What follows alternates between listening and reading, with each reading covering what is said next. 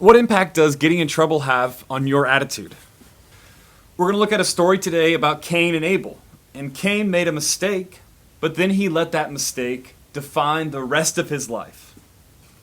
Cain and Abel were the first kids that ever existed. That means they had to grow up. They made mistakes. They got in trouble. And while their story in the Bible doesn't seem to start with them being super young, it does start with them making mistakes. There are a lot of details that I would have wanted to put in there if I was writing the history of the first children in the Bible. But where Genesis starts with them is just their occupations. In Genesis chapter 4 and verse 2, it says that Abel was a keeper of flocks. You get to see your little sheep friends again.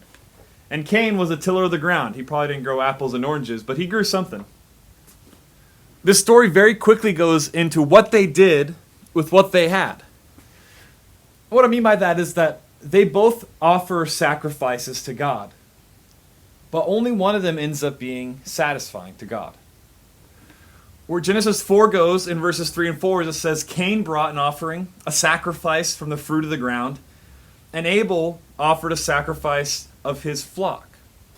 As it goes in verse 4, God has, it says, regard for Abel's sacrifice, but for Cain's sacrifice he has no regard.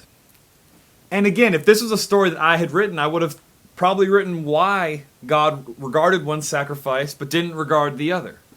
But Genesis doesn't tell us. But let's read Genesis 4, verses 3 and 4, and see maybe why God had regard for one sacrifice and not the other. It says that Cain offered of the fruit of the ground. But when it says that Abel offered something, it says he offered the firstlings of his flock and of their fat portions, which were the best parts of those animals. Now again, we don't know why God had regard for Abel's sacrifice and not for Cain's. But it does stick out that Abel offered the best he had, the first he had, and all we hear about Cain is that he just offered a sacrifice. Either way, the point is, something went on in Cain's heart and Abel's heart that was different. Basically, when Cain tried to worship God, to give him a sacrifice of what he had, something wasn't right in his heart with that sacrifice. How do you think Cain might have felt when God regarded Abel's sacrifice but didn't regard his? While there are a lot of ways that each of us might respond, Cain got angry. Not only did Cain get angry, but it also says that his countenance fell, which means he got sad. It's important to see, though, that God responds to Cain's emotional response. God says to Cain, "Why are you upset? Don't you know that this one mistake isn't the end? But if you make another mistake, then sin will be crouching at the door, and it's waiting for you. It wants to overtake you." And here's the first thing that I want us to see in this story. Cain made a mistake. And while we might not know exactly what that mistake was, God reprimanded him for that. But God tells Cain that he doesn't have to let that first mistake define him. He can still go on to make the kinds of decisions that will be pleasing to God and will make it so that Cain doesn't have to have his countenance fall. I know you probably know what happens next in the story, but I don't want you to miss what God says to him, that Cain still had an opportunity to turn things around. And this is the first lesson, I think, from this story, that even if we make a mistake, and even when, really, that we make a mistake, we have an opportunity to make a better decision next. But that's not the decision that Cain makes. Cain goes out in the field with his brother Abel, tells him everything that God told him, and he ends up killing his brother.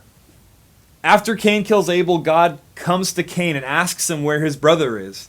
And Cain responds dismissively by saying, "Am I my brother's keeper?" And things in Cain's life proceed from bad to worse, and his life spirals downward.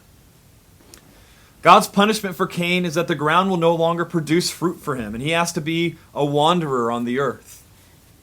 And if you look at the rest of Genesis chapter 4, you see the descendants of Cain, his children and his grandchildren, they proceed as well from bad to worse, and they make even worse decisions than Cain made. So what can we learn from the story of Cain and Abel? Maybe first is that we're going to make mistakes. This is the first story we get of two people trying to worship God and be pleasing to Him. And what we see is one of them doesn't do it very well.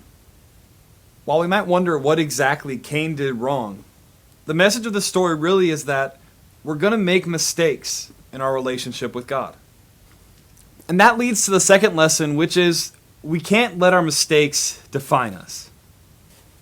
After Cain messes up, God comes to Cain and says, look, you still have the opportunity to do the right thing.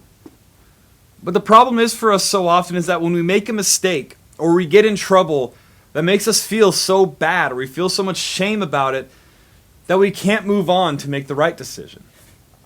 But if we're always living in the mistakes that we've made, we'll never be able to go on to make the right decision again. And that leads to the third lesson, which really isn't in this story, but this story sets up. And that lesson is that God is gracious and merciful. That when we make mistakes, He's made a way for us to be forgiven. The story of Cain and Abel looks forward to Jesus Christ because it shows how much each of us, in our mistakes, needs the forgiveness of God that Jesus Christ offers. So here are some things for you to think about. First, how can you prepare yourself to have a better attitude after you make a mistake? Second, how can you move on to make it right, to make the next decision be the right decision? And finally, why is God's grace and Jesus Christ's sacrifice so important and so helpful to us? Well, that's all we have for Cain and Abel. Next week, we're going to have a video for you on Noah and the flood.